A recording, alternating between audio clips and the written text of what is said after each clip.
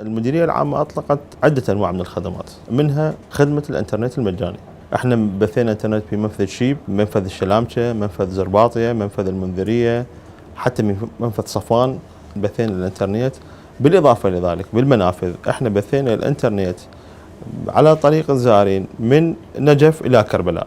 اليوم وصلنا 56 مليون مستخدم. شبكاتنا مفتوحة وعنوان الشبكة هي الحشد. لحد اليوم وصلت 216 ألف اتصال. أكثر الاتصالات هي دولية. أيضا الخدمات اللي أطلقناها هي بصراحة منذ العام الماضي انطلقت خدمة الاستجابة السريعة، مراكز الاستجابة السريعة بالرقم 128، لكن هذا العام صارت أكثر.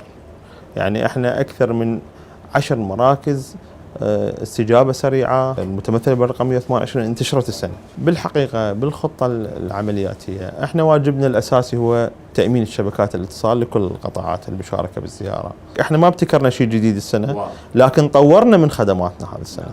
يعني حتى منظومة الكاميرات السنة ضفنا عدد هائل من الكاميرات بالمنافذ. دائما السيد مدير عام الاتصالات تكرير المعلومات والاتصالات يذكرنا بهذا المقولة: كل ما لدينا للإمام الحسين. كل منظوماتنا، كل مراكز القيادة والسيطرة، كل مراكز الاستجابة السريعة هي مفعلة ولغاية استشهاد الرسول يعني.